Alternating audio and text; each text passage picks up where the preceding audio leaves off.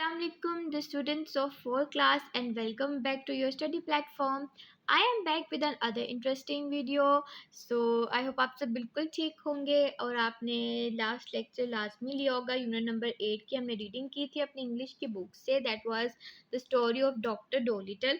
तो हमने last lecture में उसकी रीडिंग जो है वो कंप्लीट कर ली थी। तो आज हम नोटबुक पे उसके word meanings, words and tenses और क्वेश्चन आंसर राइट डाउन करेंगे।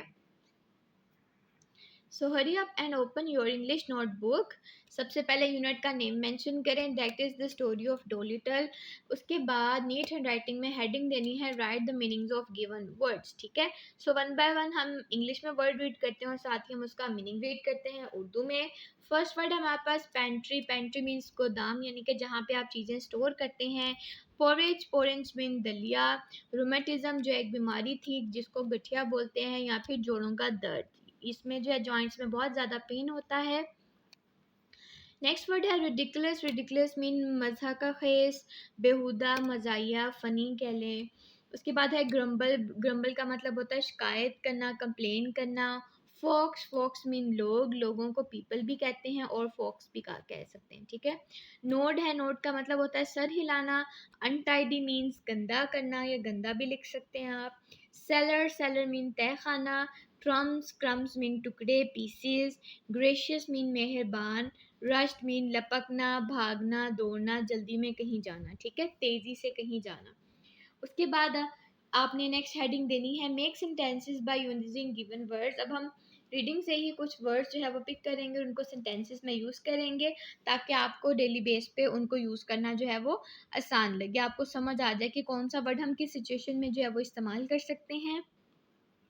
फर्स्ट वर्ड है हमारे पास pantry. Pantry mean storehouse, storage, जहाँ पे आप चीज़ें जो है वो जमा करते हो या संभाल कर रखते हो। With the passage of time आप उनको यूज़ कर सको। Put all the grocery in the pantry, के पेंट्री के अंदर जो है वो सारी ग्रोसरी जो है वो रख दो।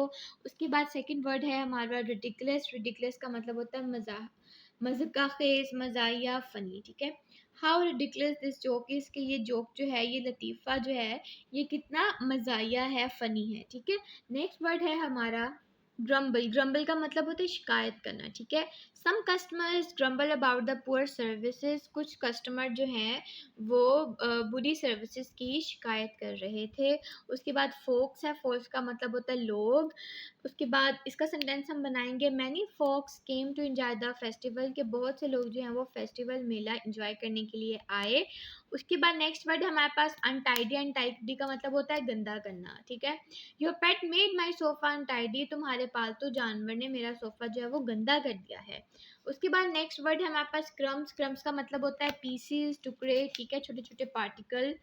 I need bread crumb for this recipe, मुझे इस रेसिपी के लिए जो है वो ब्रेड क्रम्स की ज़रूरत है, यानी ब्रेड के चूरे की ज़रूरत है। उसके बाद है रश्ट। रश्ट का मतलब होता है भागना, जल्दी से कहीं जाना। ठीक है, हरी हरी में कहीं जाना। तो इसका सेंटेंस हम बनाएंगे, passengers rushed to catch their flight, मुसाफिर जो है वो अपनी फ्लाइट पकड़ने के लिए तेज़ी से भागे। चलें जी, उसके बाद आपने हेडिंग देनी है बच्चों, आंसर द गिवन क्वेश्चंस। ठीक है, फर्स्ट क्वेश्चन हमारे पास, हु फॉलो डॉक्टर डोलिटर। आपने बताना है जब डॉक्टर डोलिटर बाहर जाता था तो कौन उनको फॉलो करते थे। The dogs and the children follow doctor Dolittle, के डॉग्स और बच्चे जो हैं वो डॉक्टर डोलिटल को फॉलो करते थे, उनके पीछे जाते थे। How many different kinds of pets lives with the doctor Dolittle. आपने बताना है डॉक्टर डोलिटल के पास जो है वो कितने किस्म के पालतू जानवर थे। तो आपको पता है उनके पास duck, dog, parrot, owl, goldfish, cow, rabbit, white mice, squirrel, hedgehog, calf और lame horse, chickens and many other pets lived with him, के ये सारे पेट्स जो थे, जानवर परिंदे, ये उनके साथ जो है वो रहते थे। ठीक है, नेक्स्ट क्वेश्चन है हमारा, What did Dr. Dolittle have to say about the best people? Doctor Dolittle ने अच्छे लोगों के बारे में क्या कहा? उसने कहा था, he said he likes animal better than he likes the best people, कि अच्छे लोगों से ज़्यादा उसे जानवर पसंद हैं। ठीक है, नेक्स्ट क्वेश्चन है हमारा, who gave doctor Dolittle the idea to become a animal doctor, के डॉक्टर डोलिटल को किसने ये मशवरा दिया कि वो जानवरों का डॉक्टर बन जाए? तो इसका आंसर है the cats meat man gave doctor Dolittle the idea to become an animal doctor, के कैट्स मीट मैन ने डॉक्टर डोलिटल को ये आइडिया दिया है कि आप जानवरों के डॉक्टर जो है वो बन जाएं। ठीक है,